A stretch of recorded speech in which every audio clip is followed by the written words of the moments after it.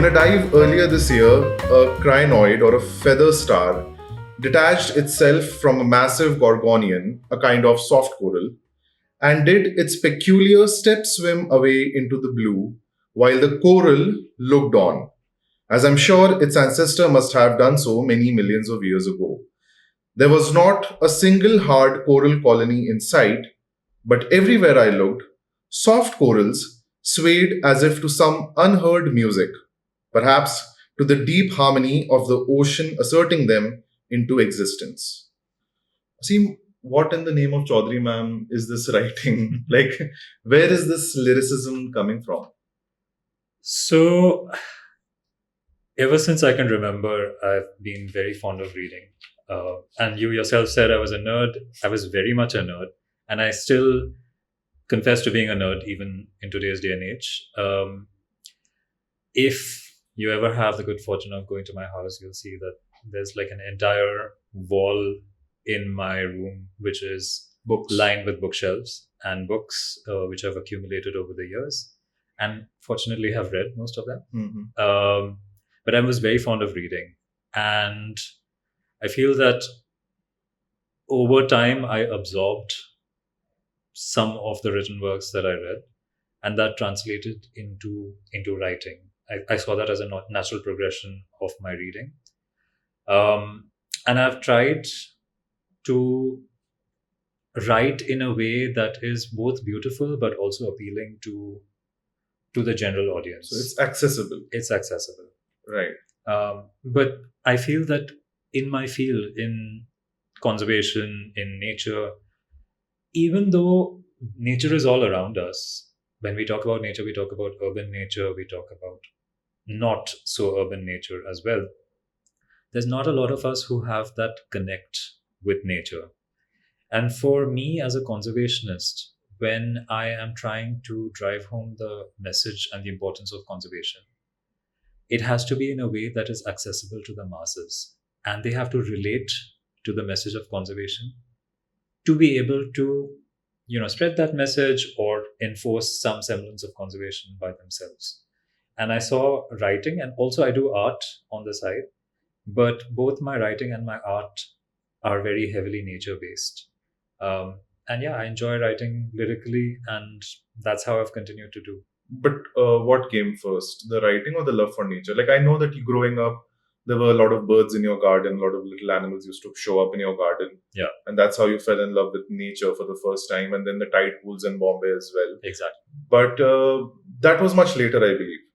That was much later. So the tide pools in Bombay kind of helped me to gravitate towards marine biology.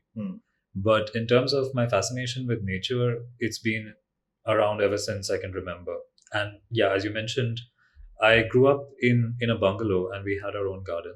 And yeah, there were all manner of species, organisms that would kind of traverse through the garden.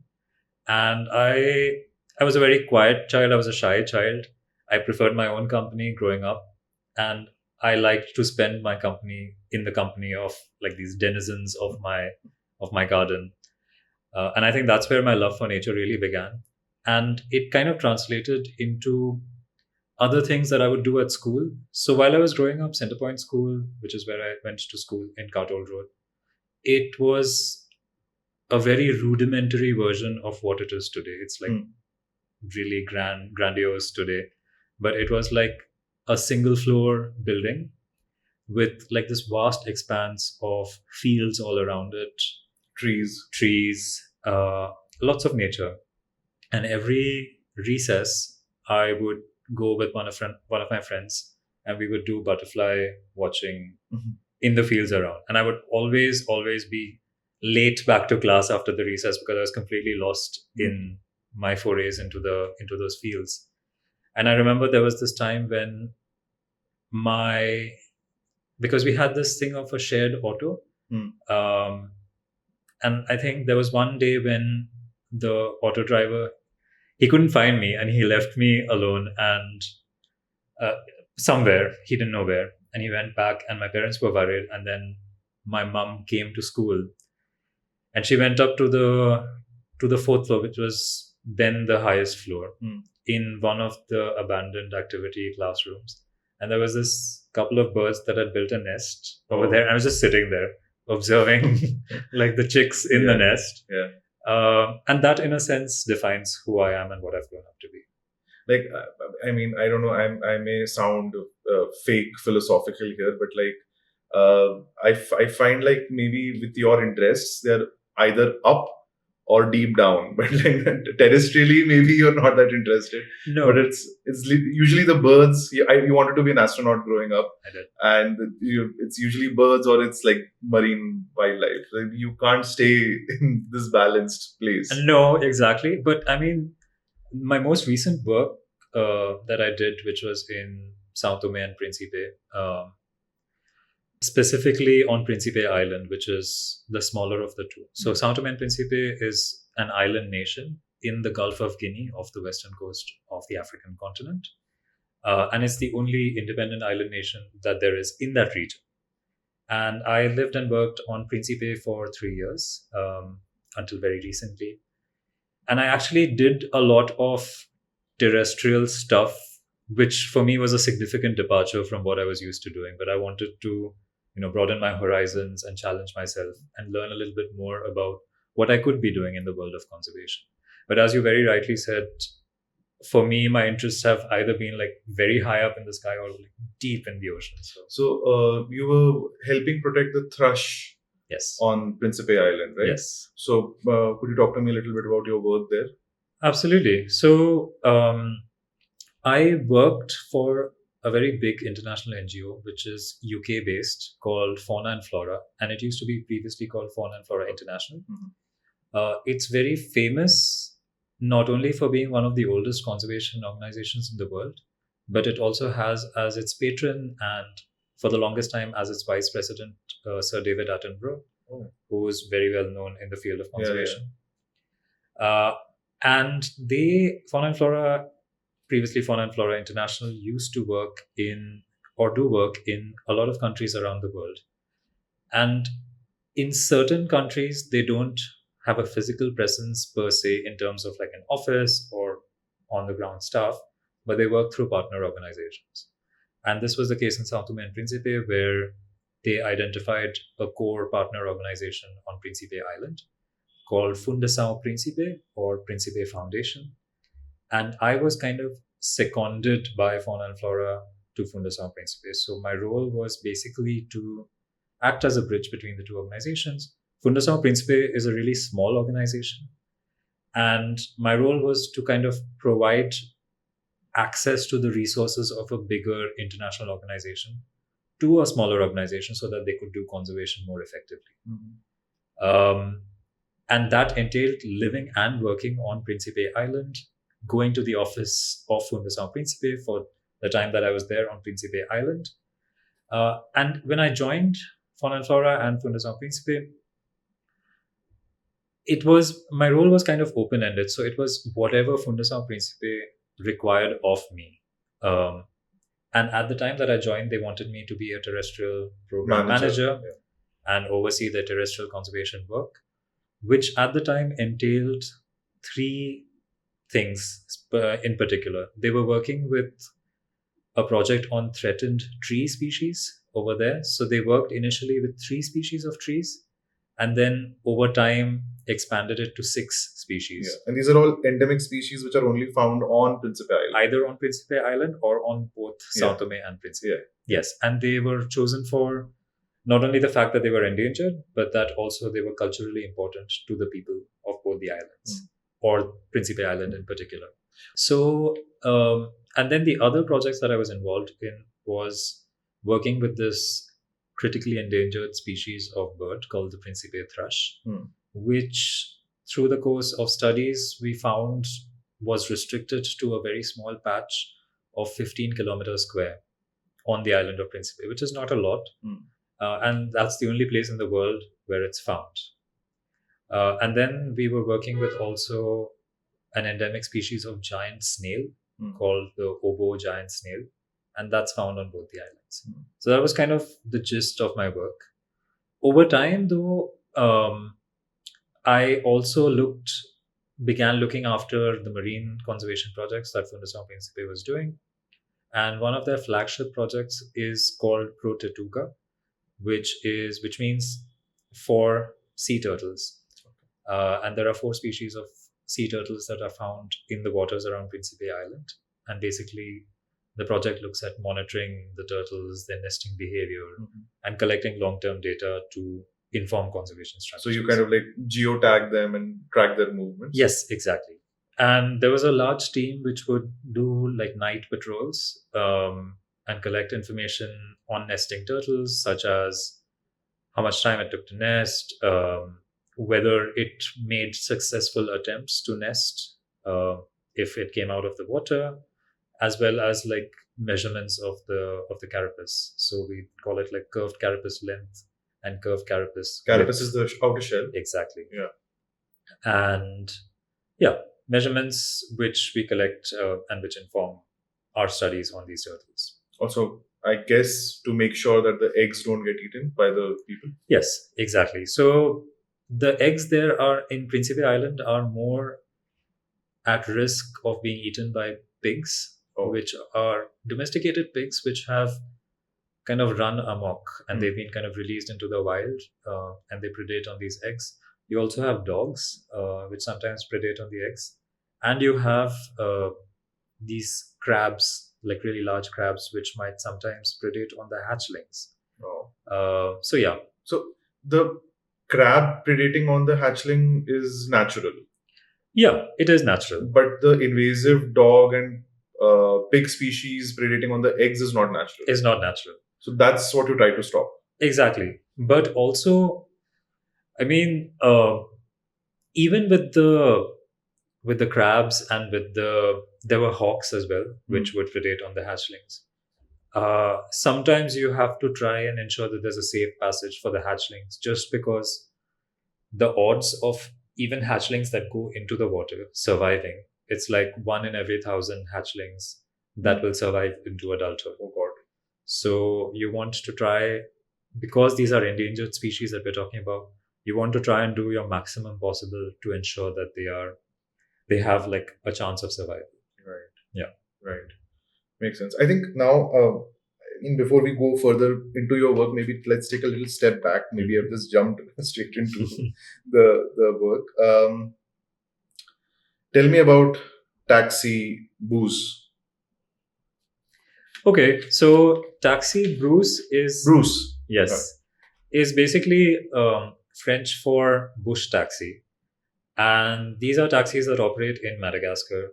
And I happened to have lived and worked in Madagascar in 2018 for a few months, and I landed into Antananarivo, or Tana as it's called, which is the capital city of Madagascar. But my place of work was way in the north, in a place called Diego Suarez or Antsiranana. And I had the option to take a flight if I wanted to, but I decided to be extra adventurous. Somebody told me, "Oh, you can like go with these bush taxis," and it was really an experience. So the time that it took for me to travel by road from Tana to Diego Suarez was around 30 hours. And it was through very difficult terrain in some places. In other places, there were heavy rains. There were places where the road couldn't be traversed, and we had to get out of the taxi brousse, carry our luggage on our heads, wade across like water if it was raining. There were these puddles and potholes, and there would be like a taxi brousse waiting on the other side of that puddle. And in this manner, they got us to Diego Suarez. So the 30-hour journey had breaks and you had breaks, yeah.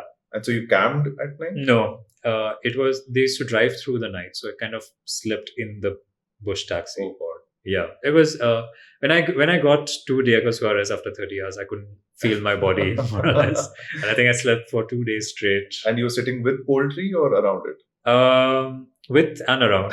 So it's one of those bush taxis where you see this even in the trains in India, like, people try to cram inside, and there were people hanging off the doors, and somebody was sitting on the roof, somebody was hanging off the bush taxi from behind, and they would transport a lot of like poultry and livestock. So there were like, at some point there were a couple of goats. At some point there were like chickens. It was an experience.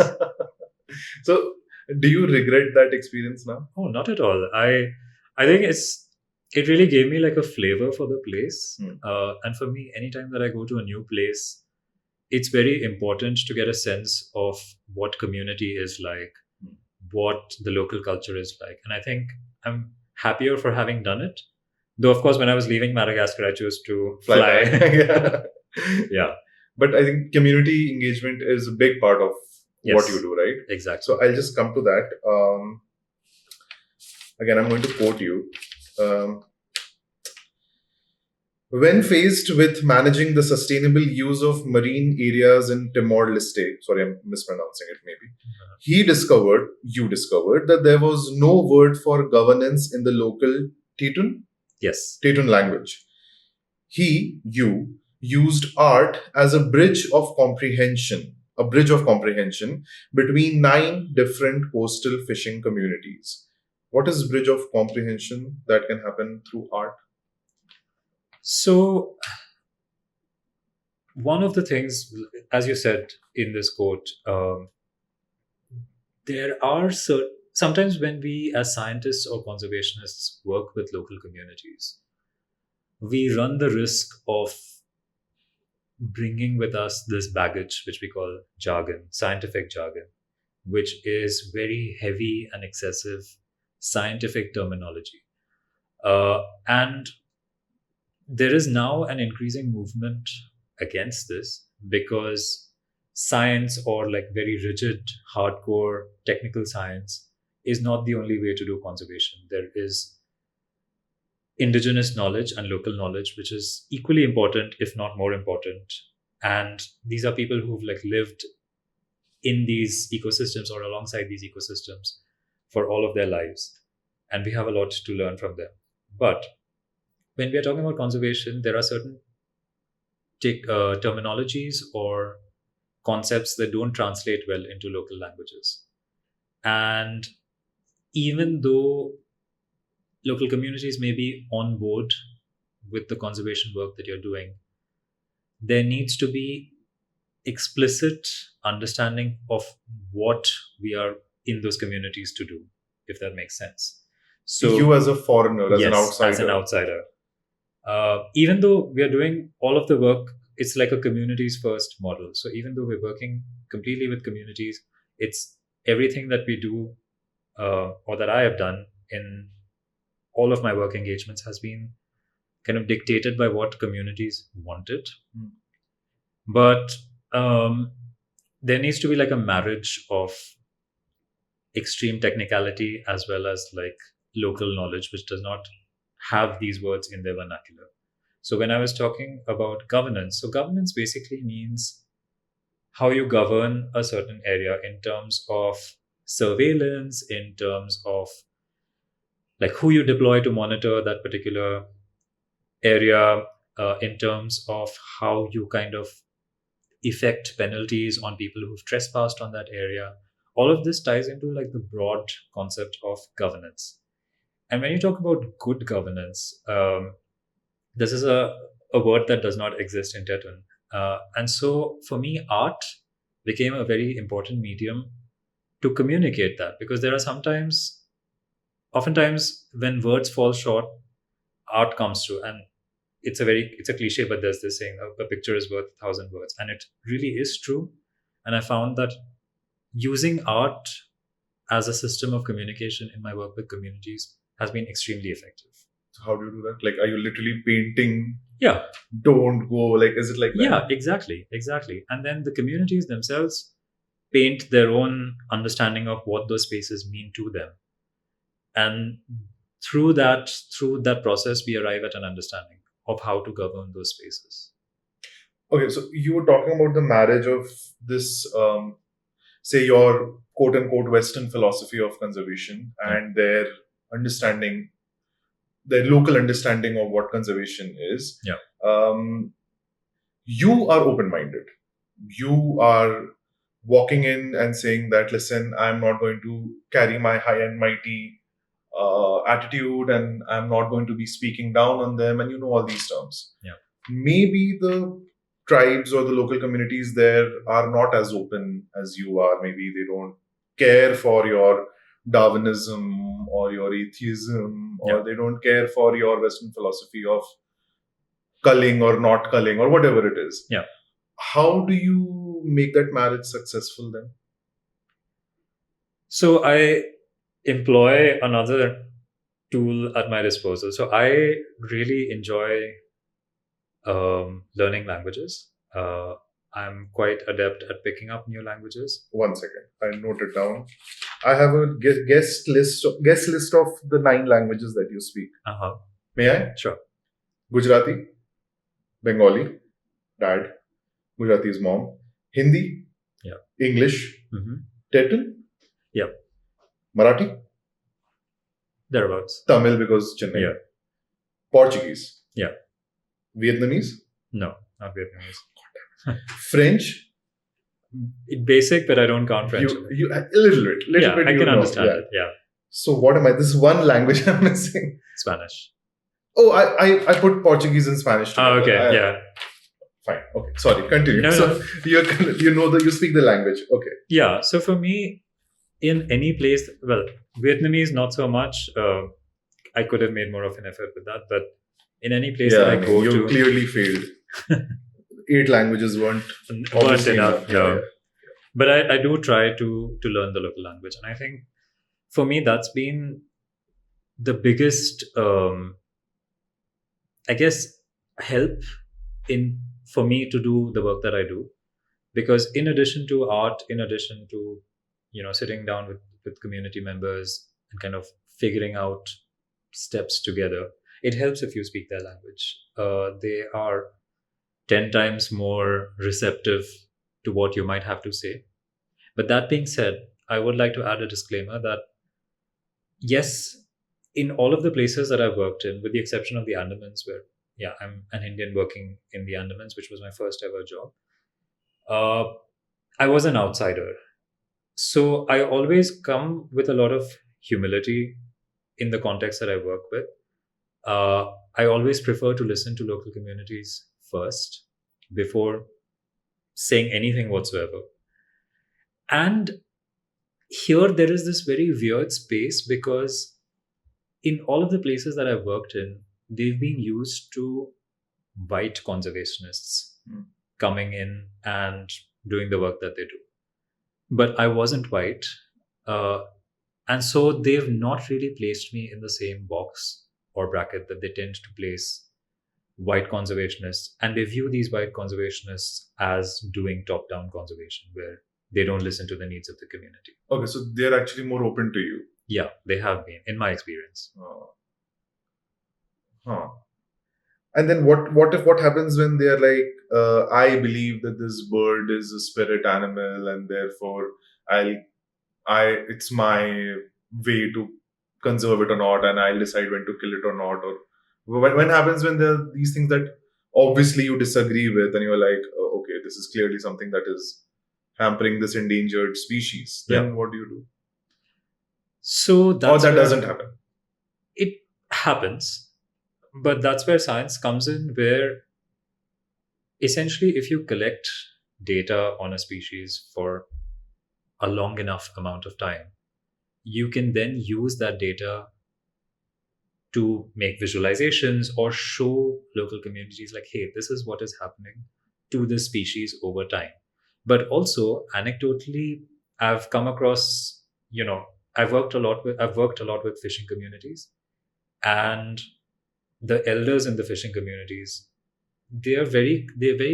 it's very common for them to say that, oh, in my days, like there used to be 10 times the number of fish, for example. Now there's less fish. So even anecdotally, if those stories are passed on to younger generations, they do understand the importance of conservation and of conserving certain species. Yeah. Right. Of course. I mean, I've read the award-winning story as well. What was it called? I'm sorry, I'm forgetting. The story that she told me? Yes. Right. It was called that, right? The story yes, that it was. Yeah. Beautifully written. So on the topic of data collection, sorry, I'm jumping all over the place. Not at all. Give me some examples of interesting qualitative or quantitative indicators that you've used to measure conservation impact or the impact of climate change. Oof, okay. Sorry. Fair enough. I have tended to work mostly with quantitative data because my training has been in like hardcore science. I'm not a social scientist, although I employ social science in my work. But Tools of it, at least. Yes, exactly. But for example, I mean, when we do monitoring of species, we have certain transects or fixed lines or paths that we do monitoring. We tend to do like the monitoring at certain times of the year. So, for example, the monitoring that I used to do with my team for the thrush and for the snail was twice a year, biannual. And again, it was chosen for various reasons. We could have been doing more monitoring, but the difficult weather at other times of the year made it impossible to access those transects or those paths that you walk to monitor the species. And then we would collect information on how far away the individual was from the transect, the size of the individual's behavior. Transect is what? Transect is like a line. Okay. Or it's basically the path that you cover to collect data. Okay. Yeah. Like a beat it's like a beat. Okay. Exactly. But it can take various forms. Okay. For us, it was just like line transects. So we would walk a fixed line from point A to point B and record information about the species of interest. The movement of it? Yeah. So it's up to you to choose how many parameters you want to incorporate. Right. Normally, if you're doing the transect for very few times a year, like for us, we were doing it like only twice a year, you want to try and collect as much information as possible because you know that subsequently, like you'll go like 6 months later or something to collect similar information. So at a time, you try and collect all of the information that you can. This is about behavior. This is about size. Actually, less about behavior because in the time that you do the transect, it's not very possible to understand significantly about the behavior. So you can sit and look at the... No, because you have to walk that you can't sit. Yeah. Unless you do another kind of transect, which I've done underwater, which is for monitoring like the assemblages or like the different kinds of fish that were. So when I was in Timor-Leste, I used to do like these transects underwater with other people as well, and I would train them on how to do it. And what I would do for fish would be like kind of stay stationary in one place, like go along a certain line, but at regular intervals along that line, you stop and you observe the fish. And so are you walking on the bed or are you swimming? You're swimming. You're like gliding, basically. Sounds so much fun. It is. Yeah.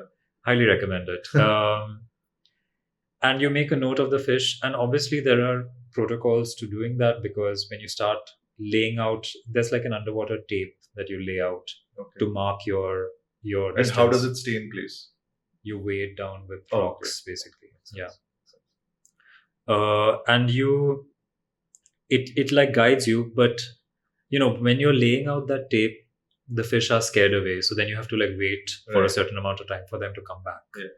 So yeah, it's like when ornithologists sit in a place to watch a hummingbird or something. Exactly. And they, like for birds, you have something called point count observations where you just like walk along a fixed path, but then you like observe the birds that are in the area and you like make notes of what's happening. So the note making is extensive in the sense like you're recording the species you saw. Yes. You're recording their movement. Yes. That's about it. So it's a little bit of a macroscopic analysis. Well, yeah, and you can incorporate as much information as you want. So, for example, if I saw some peculiar behavior, or if I saw the bird on a particular tree or feeding on a particular fruit, I would make a note of that. Okay. So things that would stand out to you. Things that would stand out. So it's kind of little, I'm not saying subjective, but rather more observational. Like, okay, this is what I observe. Exactly. Okay. And it's all of these observations over time that give you like a decent picture of what the species is, how it's behaving, and how it's interacting with the elements in its ecosystem. But I mean, you're very experienced now. You've been doing this for over, I think, 10, 11 years. Yeah, around. When it is something as discretionary as whether whether I should take a note of this or not, yeah, then there is a certain level of experience, or maybe a certain level of, I don't know, like, is this like, do you make note of everything obsessively, or do you with thinking that okay, I'll take note of it later, or do you note it down, filter out things right then and there and say okay, fine, maybe this is not as important? No, I am actually in the habit of taking obsessive notes because you never know what piece of information is going to be helpful down the line in understanding something. And, could you share something that maybe you discovered later on? Well, actually, I didn't discover this, but it was something that my team discovered, which was about, because in Principe we have an introduced species of monkey. And the monkeys were exhibiting this very peculiar behavior, which their cousins on mainland Africa don't exhibit, which is they were feeding on a certain kind of organism. And I'm not at liberty to talk more about it because it's actually in the process of being written as a scientific paper. Okay. And I've been told not to speak about it. Okay. But they were feeding on certain marine organisms, which they don't normally do in the mainland. Oh. And this happened because of a chance observation by somebody who went out in the field and decided to take a note of this behavior. They were like, okay, this behavior, let's see if it happens, if it was just a one-off or if it's going to repeat itself. And it did repeat itself. Right. So that's exactly what I'm talking about, that you make a note of everything because you can. And you have like a mini notepad and a pen. Okay. Yeah, exactly. And then you can follow different information points down their respective paths. So you come back to base, and then which is probably your home or wherever you or the office, or the office, and then you open up your laptop, and that's when you fire in all the details. Yes, exactly. Okay. And I'm sure you must have to report it to the organization as well on a database. Yeah. So it's all of these databases are housed within like the server of the organization. Like they have storage systems, and everything is saved there. So the long-term data sets are organizationally owned, and then you keep adding to it over time. But you have the liberty of working on them by yourself. Yeah, of course. It's not like protected or anything. That you have access to it. Well, I have access to it insofar as I work with the organization. Once I leave the organization, obviously I will lose access to those data sets. But again, this is something that I, in particular, because isolatedly, I'm a big advocate for like diversity, equality, inclusion, and justice, DEIJ, in my work. But while that can be looked upon as, being inclusive of people from all walks of life, I also find that it applies to things like data sharing, for example. Like, who does the data belong to? And these are conversations that I've been having in most of the places that I've worked in, because these data sets eventually need to be accessible by different parties and different groups who can then come together and do effective conservation. Right. So we are talking about scientists and researchers as one group, NGOs as another group who house these scientists and researchers. You have the local communities, you have local governments, policymakers, and they all need to have access to these data sets. So when you're saying that, okay, like I have access to these data sets and they're housed by the organization, but the conversations that I have been having in the places that I've worked is how can we move towards central repositories of information, right, which are accessible. to different- Democratically accessible. Exactly. But see, for example, if I'm a politician and a policymaker, Yeah. that access to the data set in and of itself is meaningless. Even if I have access to it, I won't understand it. Yeah. I need someone like you to kind of translate it. Of course. And that's going to happen. So the data is not the data set. Yes, it can exist in its crude form or its raw form for access by everybody, but then you have to do the work of interpreting the data, Right. which is where you do like data analysis, and then you make these pretty visualizations which are understandable. Kind of dumb it down. Yeah. Basically. You said it. Yeah. Dumbing it down, and then like sharing it with people in a way that's palatable by them. Yeah. So how, like, for example, if you're a policy maker and you don't have like the means to really make sense of all of these numbers and Yeah. Excel sheets and whatnot, you have like a pie chart or you have a bar graph and you're like, okay, hey, within my jurisdiction, like this species is declining. Yeah. And this is what I need to do. Yeah. Right. Okay. So since we're on the topic of, I'll change the direction a little bit. Since we're on the topic of being on islands, I again have to quote you. I'm sorry, you're a very quotable person. The author, you, traces a route through various islands around the world, exploring islands as a mini stage for larger global catastrophes, as well as evolutionary biology concepts such as gigantism and dwarfism, among other things. When I read this, I actually thought about, in your experience, having worked in so many places, what is the general, like, I don't know what is the English word for it, but I think the Hindi Urdu word is ravaiya. Like, what is the ravaiya of these tribals when it comes to concepts like, say, gender, sexuality, inclusivity, justice? Yeah. Like what you said. So, I mean, at the risk of, I don't want to, Offend. well, not offend, but I don't want to generalize. But in my experience, I have worked with communities which are like deeply patriarchal. They are very rigid in their approach to like gender, sexuality, inclusion, justice. Fishing communities in many parts of the world are patriarchal in the sense that the men are the ones who will go out fishing. Women don't really go out fishing on the boats, but the women are like tasked with cleaning the fish, taking the fish to market, selling the fish, and running their households. And when I was working in Timor-Leste, again, the communities that I worked with were very patriarchal. But what me and my organization we ended up doing was trying to find a niche where the women in those fishing communities could contribute to decision making around fisheries. So we worked with groups of women to be what we call community-based fisheries monitors, where the women would actually go out every day to the boats when the men were returning from the boats, from their fishing trips, and they would record information of what was caught, how many kilos of each kind of fish was caught. They would weigh the fish, etc. Like a lot of information collected again. And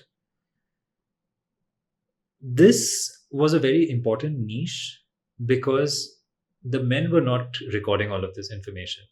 So the women kind of, by virtue of this niche that they were filling and this information that they were collecting, they started getting more included in like having a seat at the table. Yeah, and but being included were in the decision men making. giving importance to this, or were they like, oh, we never collected this, now why should I care about it anymore? Yes. So initially they were Yeah. resistant to this. Yeah. But then over time, coming back to what we talked about, like when you do data visualizations and then when you have anecdotal instances from elders in the village who are like, oh, in my time there used to be so many fish in the sea, then you start coming around because this is a question of livelihood. It's a question of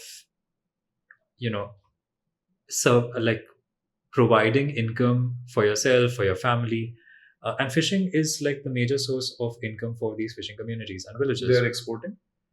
They export in some places. Okay. In some places, it's like for local consumption. In some places, it's like exported nationally, like but not internationally. Okay. And from here, for example, like when I was working in the Andamans, I was working with a particular kind of fish called groupers. And these groupers are exported to Southeast Asia. And there's like a peak during Chinese New Year when They can get consumed a lot. they get consumed a lot. But it was very interesting because it's the red groupers which were getting exported because red is a lucky color. But also, it was like a plate-sized fish which can fit on a plate, which were getting exported much more than the others. And groupers as a species, they take a long time to reach sexual maturity. They reproduce very slowly. Yeah. And so you are essentially taking out individuals from the population which could have gone on to sexual maturity. Right. And this affected the population dynamics. And there's no way in fishing to tell whether you're catching a female or a male.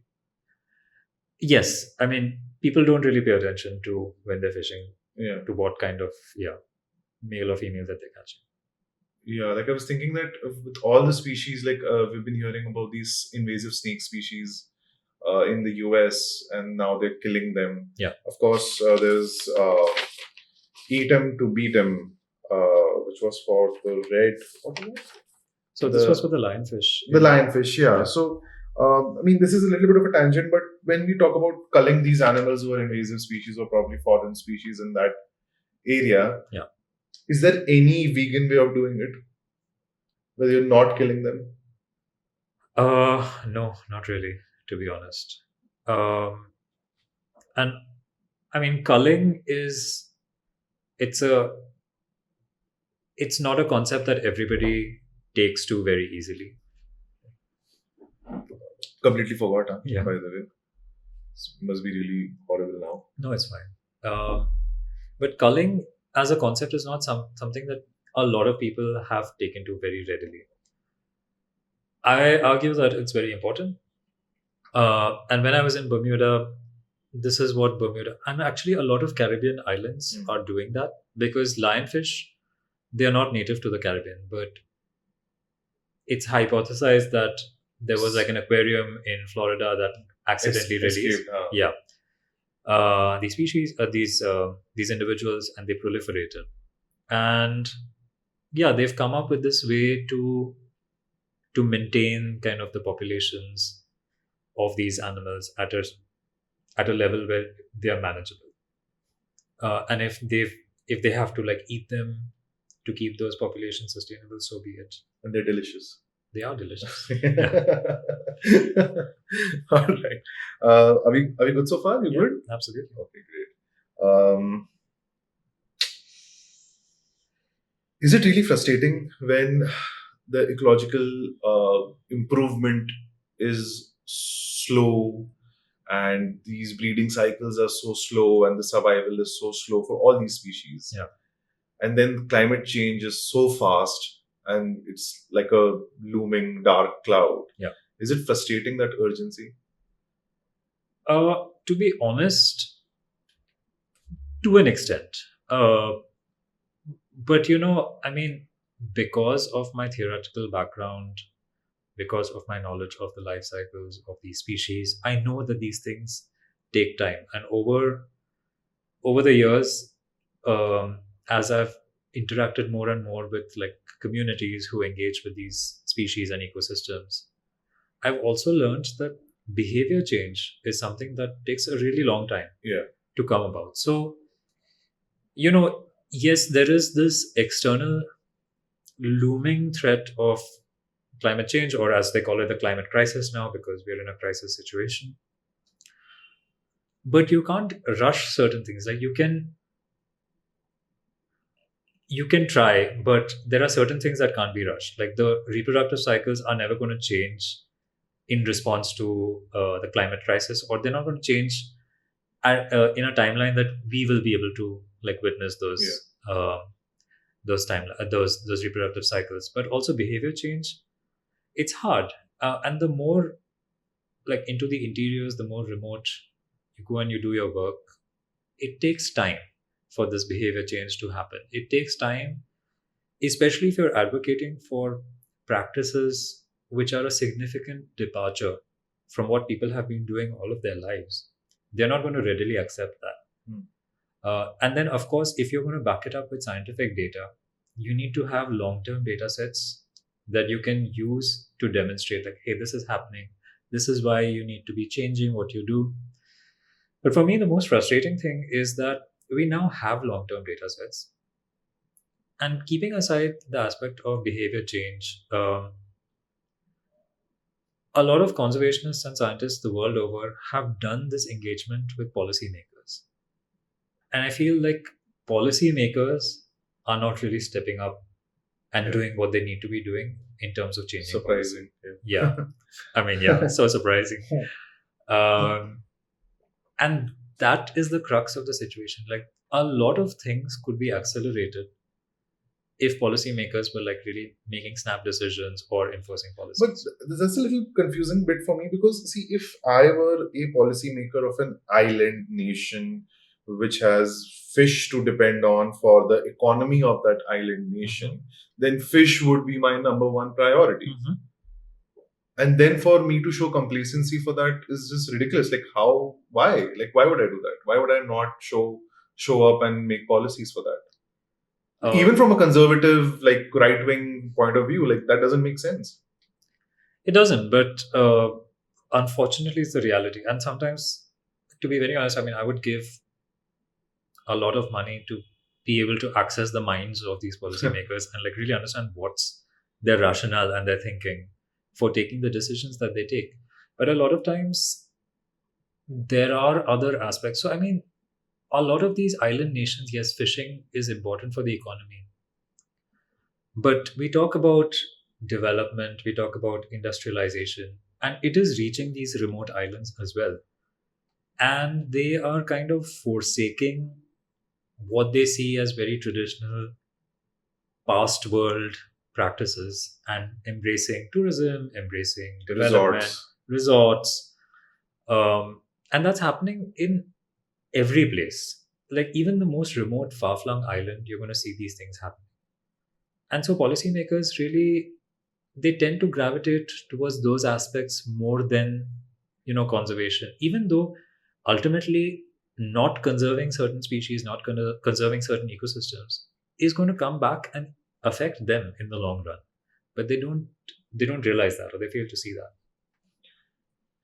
Like, if it were to me, this is very subjective opinion, but like, I would pay more to go to a place that doesn't have these resorts or these industries, or I would like to go to these places which are pristine in the natural sense. Is that an uncommon desire? I would think that that's pretty common, and like that's what the demand should be of, right? Like now. I mean, I would agree with you to a point, but then you talk about, let's say you talk about these places which are not in India. Like, okay, suppose you want to go to a pristine resort in, let's say, the Maldives or whatever it is. There is also the cost element. So, for example, in Vietnam, when I was working in Vietnam, the coral reefs are like very, very heavily degraded. Bleached is the word. Right? Bleached, but also degraded. Like in many places, like because of heavy boat traffic, and boats have anchors, and then the anchors drag along the sands. They uproot the coral.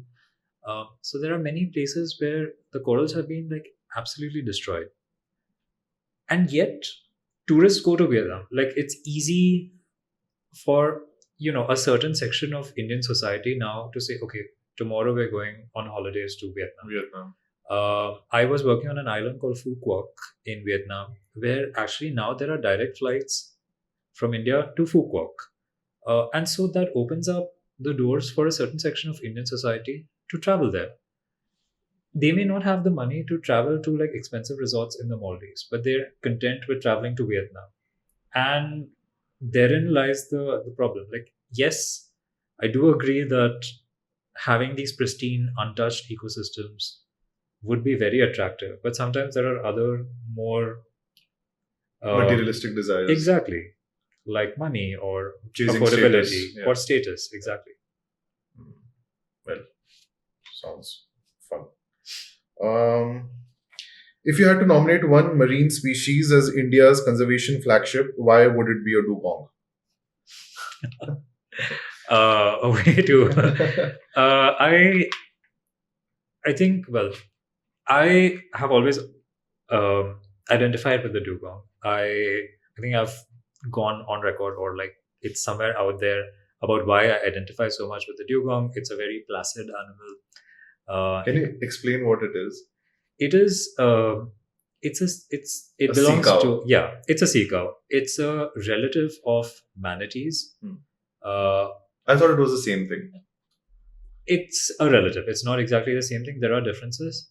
One of the most important differences is that dugongs are exclusively marine, whereas manatees you sometimes find them in rivers or in like estuarine zones, Okay. which are like brackish water, a mix of like salt water and fresh water. Okay.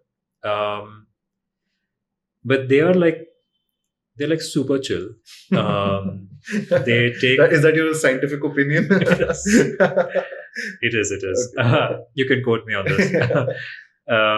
And the impression that I've always got from dugongs is that they take life at their own pace. They're not harming anybody. They kind of go through life on their own terms. And I kind of identify with that. I see a lot of myself in dugongs. But yeah, like in terms of work being done on dugongs in India, there are now scientists who are working on dugongs, particularly in the Andaman Islands, where there is like a population of dugongs.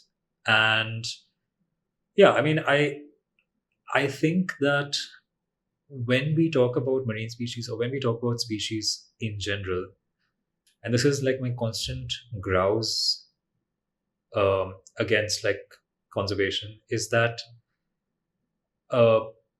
we tend to highlight like these really charismatic, we call them charismatic species. Tigers.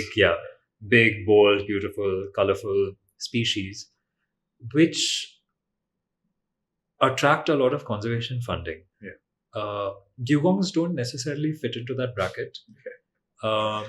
But yeah, I mean, I'm all for. I'm sure there's like a photo of me somewhere in Madagascar, because I was also working with dugongs over there in Madagascar, and we had like this dugong costume, and there's me in a dugong costume. Yeah, like talking to school kids about. How sweet. Yeah, but I think it's important to bring these kind of unnoticed or off the radar species to the general public as well. But Yeah. It's very difficult. I spoke about this with like a very senior person in the MP Forest Service. Yeah. I was telling him that that enough tigers, enough photography of tigers, Yeah. enough going to the jungle for a look at tigers. Yeah. I'm done with tigers. And Yeah. what he was saying was exactly what you said, that he's a tent pole under which every other species gets conserved, and so Yeah. they are not going to stop promoting the tiger. No. Another example, and this is very contentious, but I'm not going to go off the record and say this. It's the giant panda. This is a species which conservationists have been divided about for a very long time. So the giant panda, as you know, is also the symbol of WWF. But it's considered one of China's like most charismatic It's like a species. diplomatic gift in many places. In many places. And actually, I think zoos around the world which have giant pandas are actually paying China a certain amount of money to have those pandas. But despite like the huge amount of conservation funding that it attracts for its conservation, evolutionarily or in terms of the larger ecosystem, it doesn't really contribute much. It is in the wild, it faces great difficulties in reproducing. Its diet is like very, very, very specific because it feeds on bamboo. And the benefit from conserving a panda does not spill over onto other species, which you would expect, like tigers, for example, which, like as you were saying, they're kind of umbrella species because you conserve them and you conserve, therefore, by extension, other species. That's not the case with pandas. And so there's a lot of people who are saying that, well, why are we investing so much in pandas? And they deserve to become naturally extinct, because it's not really serving any purpose. But because of the immense cultural value, or now the status symbol of the panda, in terms of it being associated with China as one of its like major species, but also the WWF, that's not going to happen. And then you think, well, even if a fraction of that funding could be diverted to other species such as the dugong, like we would be making rapid strides in conservation. And this is really upsetting. The tiger is one such example. And yes, while conserving the tiger has benefits to other species, there are so many species in India which are deserving of funding, which don't get that funding. Just because they are drab or dull or ugly or whatever. Or culturally been shunned away due to Jungle Book and Mowgli as exactly, like for example hyenas. Exactly, and they all have their place in the ecosystem. They've all been demonstrated to be ecologically very significant species. But just because they are not appealing in a certain way to the general public, they don't get the kind of funding. What is the meaning of ecologically significant? Like what would make me an ecologically significant species? For example, how you contribute to the ecosystem. So, for example, if you're talking about vultures, they are scavengers. They remove like dead and rotting carcasses. The cleaning They crew. clean, yeah, they're the cleaning crew. You have birds and monkeys which eat fruits and then they defecate, and those seeds then proliferate, right? So that's what I mean. Like they are contributing to the ecosystem. They're contributing to like the furtherance of species, of ecosystems, and that's what makes them ecologically significant. So in that setup, maybe the panda is not the perfect fit. No, right? It isn't. Right. But it's cute. It's adorable. We all love pandas. But you cannot teach that pragmatism to somebody who's chasing status.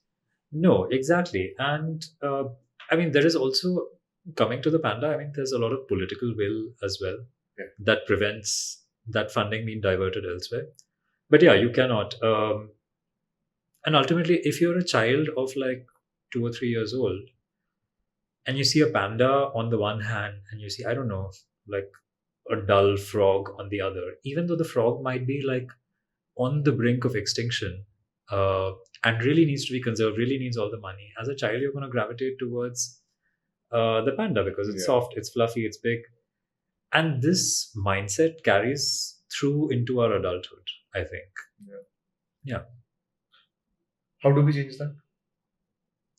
That's the $1 million question, isn't it? Your solution is to write stories. Yeah. For kids. Yeah. Give them their point of view and their mother's point of view, something like that. Yes. And I think even if, like, as we become more and more urbanized, as we move further and further away from the wilderness, quote unquote, I think it's still important to have some semblance of relationship with nature if you are to grow up to care about it at all. For me, I mean, I grew up in Nagpur, and even though today I'm a marine biologist, I mean, there is no sea around Nagpur at all.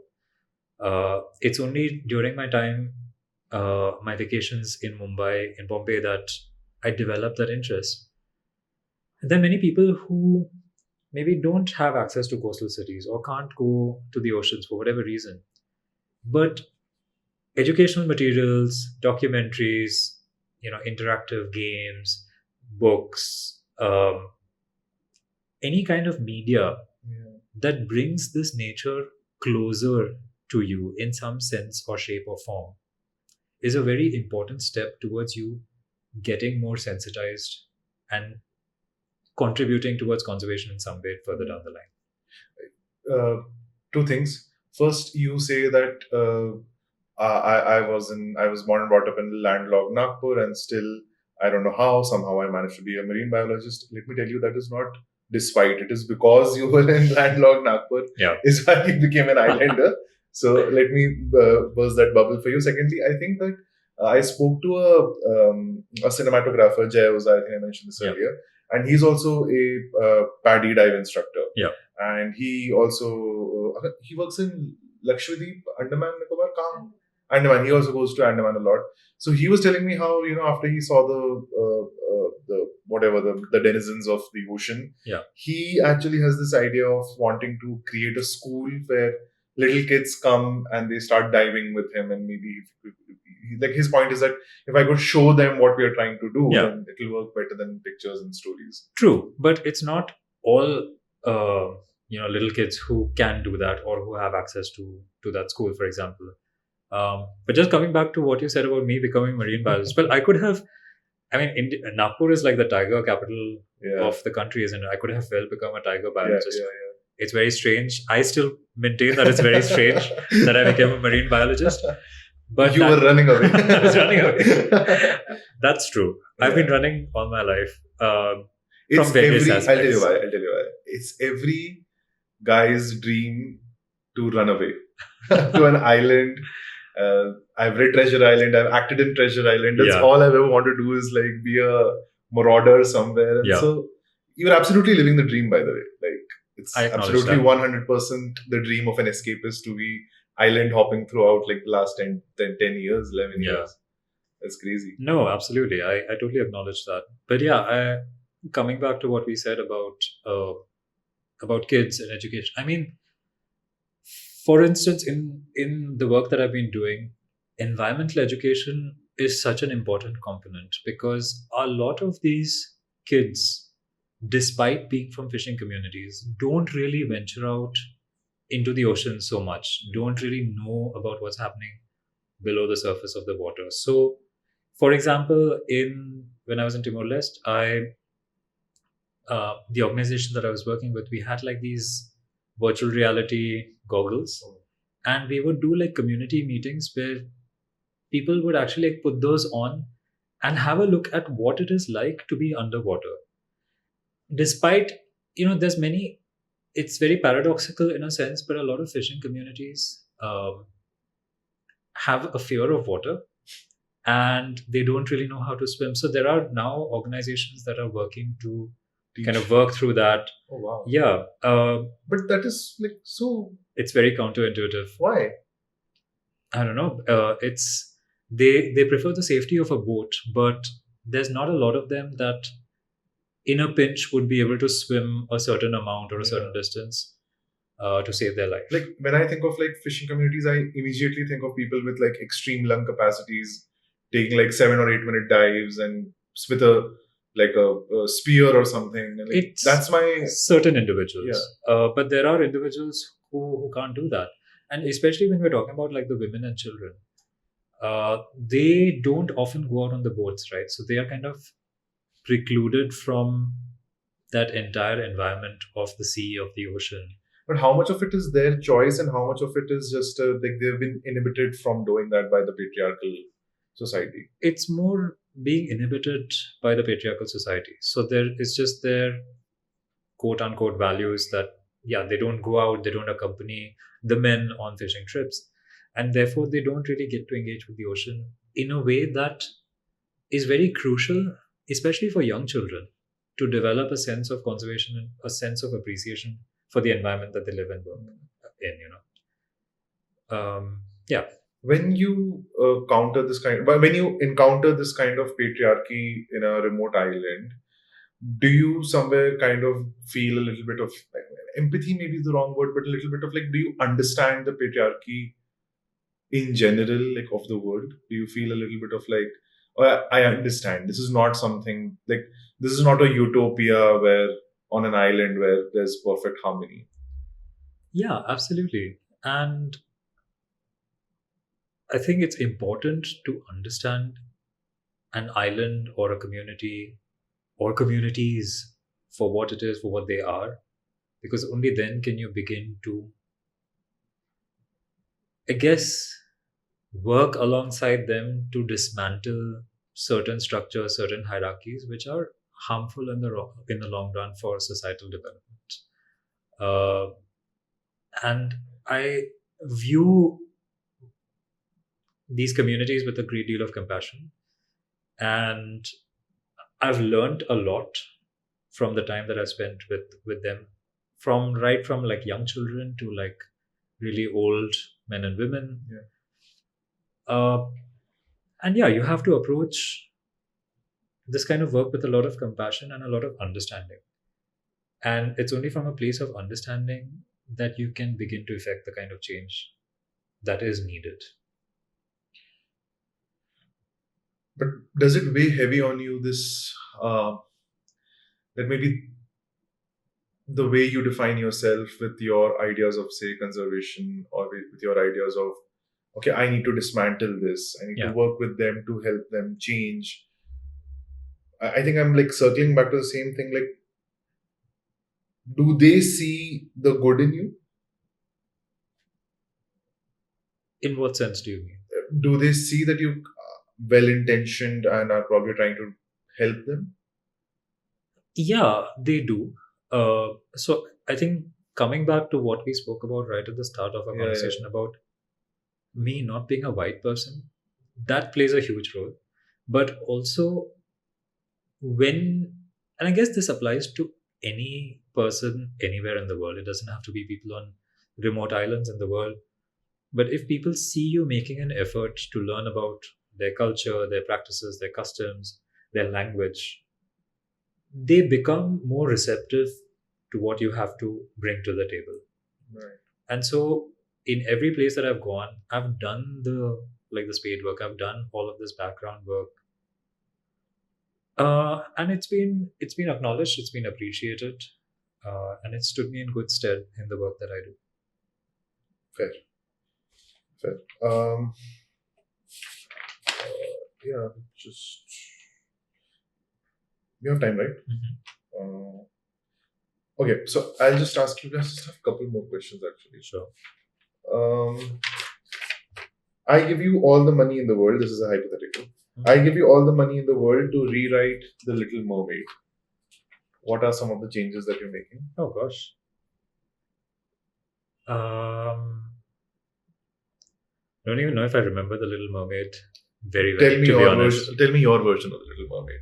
Well, I think first of all, this whole concept of like romanticizing this prince, you can do away with that. I think The Little Mermaid could have been this very fierce, independent creature or woman or whatever. A fish of color. That didn't really need a guy in her life to come into her own, let's say. I also think Ursula, I think it was. Ursula gets a bad rep, but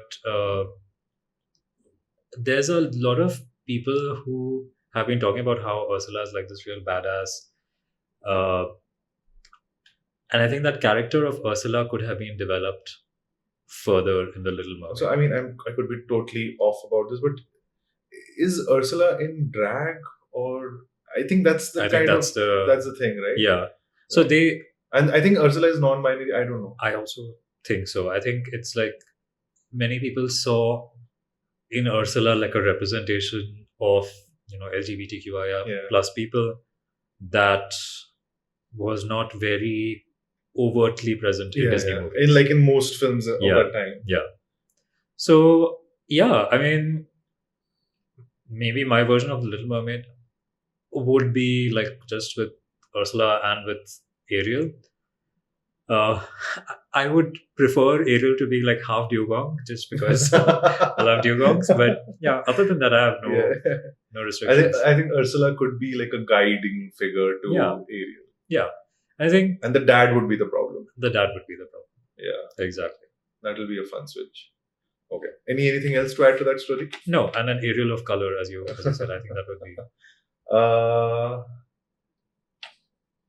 Okay, should I end this? Do you want to? I think one question. Mm-hmm. Was finding a fix to the broken camera traps by far the most challenging experience on a remote island, or was there something worse? Oh, um, You were really looking for a solution there for the camera oh my trap. gosh, you really did your work, your Yeah. background research. No, that was like in the initial days of when I moved to São Tomé and Principe. But I mean, of course, there are other challenges. We've had camera traps which were stolen. Uh, so a lot of data just blip gone. Oh, But I think as a researcher, as a scientist who's worked on a lot of remote islands, I would say these things are par for the course. You kind of over time come to accept that okay, there are bound to be technological challenges living on an island. There are bound to be logistical problems. That always happens. And the more remote an island is, there are going to be issues. health. Yeah. So I guess the bigger problems that come with being on a remote island are the bigger problems of like health.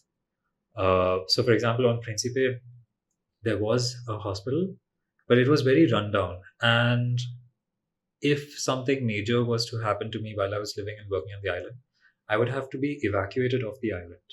And even the bigger island of South Tome would not necessarily have the facilities to take care of me. I would have to be moved to Portugal or Ghana, Nigeria, etc., like bigger adjacent countries. And that's a big issue. It's a big delay. Yeah, it's a big delay. It's just also them not having the facilities to deal with everything that could happen. When you talk about diving, one of the biggest risks of diving is you run the risk of what you call decompression illness, which incorporates various things. I'm not going to get into that, but essentially, if you go down diving and then you ascend too quickly, the the air that you're breathing from the tubes, it kind of diffuses into your bloodstream, and the nitrogen, essentially it forms bubbles in your bloodstream, which can block blood flow. And the way to treat this is to recompress yourself. So you go to a pressure chamber and then they will like adjust the pressure again so that those bubbles will again like dissolve into your bloodstream. And these are called hyperbaric chambers. And But you have to do it very quickly. You have to get up. you have to get out. Yeah, exactly. The longer you delay, the more Yeah. grave it gets. But hyperbaric chambers are a luxury on these like remote islands. So South Tomé and Principe does not have hyperbaric chambers. In Timor-Leste as well, the hyperbaric chamber, the nearest one was in Indonesia, I think, or in Thailand. So yeah, it's a lifestyle that you choose despite the circumstances. So how are you then decompressing? You have to be like evacuated to that other country, the neighboring country. So if No, but every time you dive, you run the risk of getting. no, so this is like an accident or like something that would happen if you were ascending too quickly. Too quickly. Okay. So you have to like really be careful to adhere to everything, to like the rules of diving. You have to go down at a certain pace. You have to come up at a certain pace so that you don't run the risk Right. of decompression. But if it were to happen, you would be hard pressed to find a treatment like immediately then and there. Yeah, It's like a snake bite. You have to rush. exactly. Right. Island fever. Does it get lonely? Yes, very much so. In Principe, particularly,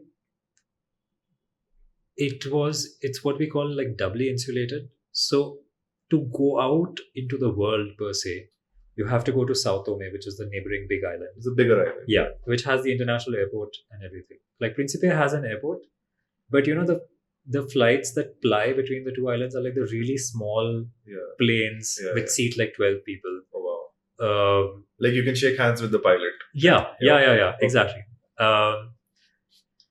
But it's again like island fever is something that is very individualistic. Like every person comes from a different experience and background. And if you are somebody who is not able to sit comfortably with your thoughts and yourself for a long period of time, then remote island work is not for you. Principe is one of those places where you are forced to kind of get to know yourself. And if you've got issues, if you've got traumas, if you've got things in your past that surface, it can really drive you crazy. And island fever is a big thing. You have to like break your stay in remote islands with like trips outside to the mainland or to places which are more populated, which have more things. In Principe, for example, there's not much to do also. So you have a lot of beaches. It's very beautiful. You have forests. But it's beautiful on day 1 to day It's 10. beautiful on day 1 to day 10. That's exactly the point. After that, it gets repetitive. And there's only so many times That you that can- I can go to the beach and be like, hey, it's the weekend, let's go to the beach. And you have to be innovative. You have to find ways to engage yourself. For me, coming back to my nerdism and my love for books, like I used to carry a lot of books around, physical books. I'm kind of old school in that I still don't. Have I a haven't. Kindle. Yeah, I do have a Kindle. Huh. I just don't use it very much. I've not transitioned entirely to audiobooks and Kindles, but I'm coming around to the importance of having a Kindle and an online library of books. But that's important. I do a lot of art to keep myself occupied. But even so, there's only so much that you can do. And in this day and age of technology, for instance, certain places have slow internet or they have like power cuts. So for example, when I went to Principe, in the first month that I was there, they had no electricity for like 18 or 19 hours in a day, and only those few hours of the day we had electricity. And it's a big adjustment for anybody who's coming in and working in this context who's not used to that context. So I would say that yes, island fever is a big thing, but it ultimately boils down to what kind of person you are and how you can have your conversations with yourself and keep yourself occupied. So, say I were your best friend from London, somebody have been you're like best friends with, and I were to Zoom call you on that island. Would Yeah. that make you happy or more depressed? I guess depending on the day, it could be either. Um, I did have, while I was on the island, a support network of people outside the island. And it's very important to make that distinction because, yes, there were like what we call expats who were living and working on the island. But it's very easy for like personal and professional boundaries to blur. Living on a small island where there's not a lot of engagement, there are not a lot of people. In Principe, the population is about 8,000 people. And So you tend to drop all your say uh, the societal norms, kind of like blur away, right? Like, exactly, they blur away and like you're going to work not in like a suit boot. You're going to work in like in like shorts. shorts. But also the people that you're interacting with at work, you're then also kind of hanging out with them after work. You don't have any other option. You don't have any other option. And it becomes very difficult to draw those lines. But also, those people are going through similar challenges to yourself. And so it becomes like this echo chamber of I'm complaining, you're complaining, we're all complaining. We all want to just get out of this island, Yeah. like right here and now. And it's not healthy. And therefore, having somebody from outside tends to bring you more into balance. And yeah, I had that. I was lucky I had that support group. I have that support group. And it got me through some tough times while I was there. What was like the toughest day that you can recall? Because I've heard that, again, this is something that Jay told me, that Andaman Nicobar has the highest suicide count. Yeah. So, Yeah, I mean, I guess I'm fortunate in that my thoughts didn't get suicidal. But I mean, there were days when, for instance, there was one time when I really wanted to get out of the island. It was just getting too much. Uh, and here again, I would like to add that because everything is blurring, like your personal, professional, etc., the regular like 9 to 5 schedule also doesn't really work, because sometimes if you don't have anything to occupy yourself with, you're carrying your work to your house and then bringing that work back to the office in the morning. And that also preys upon your mental health. There's no distinction. There's no distinction. But there was a time when I'd been on the island for a few months at a stretch and I really wanted to get out. But the flights were all halted due to some reason. And these can be very arbitrary reasons. So in the time that I've been there, most often I've heard like, oh, like a bird flew into like into like some component of the plane, and now we have to like halt the flight service. And when it's halted, it really is halted for a long time. And this time it was halted for like a month. Oh God. So, a month of, you're already at the verge of like, okay, Breaking goodness, down. yeah, I want to leave, and you can't leave. And to have to like accept that and make peace with that, get on with your life, that was a very hard time. Yeah, I think that I would say those are hard times. But then, are you now mentally prepared to spend another 3 years on a remote island? Actually, I think I've spent deliberately, like over the past decade or so, I've deliberately sought out these remote islands. But now I'm getting to a stage where I would like to take it easy. I'm also, I also feel like I've been a vagabond for so long. I mean, United Kingdom is an island. It's an island. Yeah, I mean, so you could go there. yeah, Australia is also an island. But yeah, I more and more have been having thoughts of settling down, some semblance of permanency in my life, which was not there earlier. Yeah, like some level of companionship. Yeah, friends. I think it's important. Yeah, exactly. Yeah, you should really go to this remote island called England. Absolutely. Yeah. Final question. It's not really a question. It's actually. You believe that it's in future generations that we must repose our knowledge and our hope for harmony. Yeah. In that context, what's a question that nobody's asking regarding ecology, marine biology, whatever it is, and they should be paying attention to it immediately?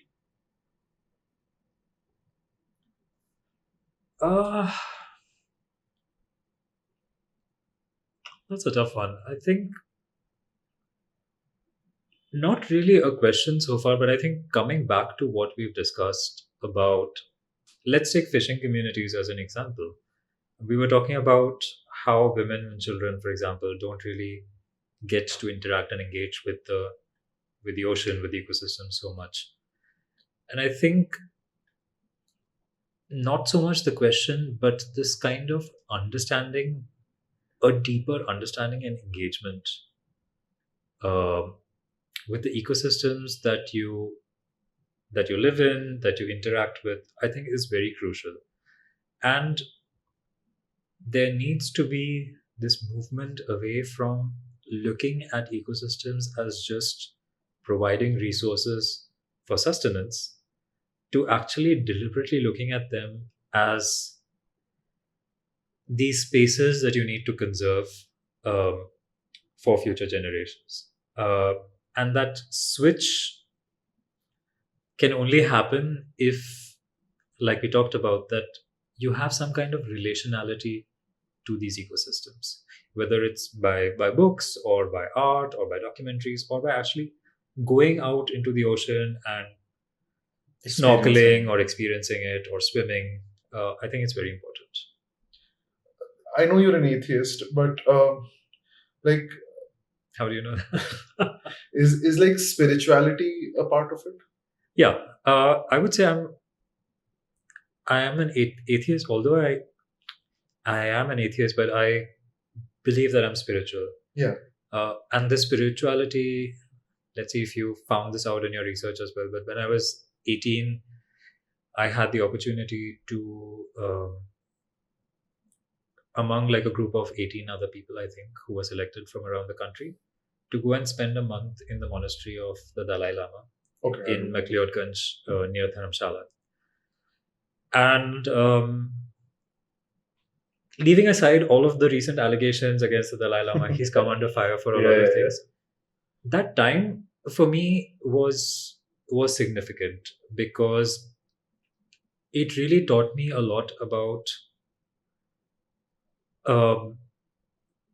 respecting and valuing nature in a way that I had not done. I was always very cognizant and mindful of nature, but it taught me that 10 steps more of respect, of interaction with nature in a particular way. And that borders on spiritual. I would consider myself spiritual. And I think, yes, coming back to your question, yeah, it does. There is this kind of spiritual connect. Absolutely. Well, thank you so much, Asiem. This has been a pleasure talking to you. I hope I did not bore you. Is there any feedback for me? I will do everything I can to make things right. No, absolutely not. I had a great time and thank you. And I hope I didn't bore you. No, not at all. But I mean, you already you had the quotes and everything ready. You already done your research. But I hope despite that, I was able to bring new information. No, absolutely, absolutely. Thank you so much, Asiem. Thank you. If you learned something new from this episode of the Horsemouth podcast, do rate and review us on Spotify, Instagram, X, or wherever people engage with you the most.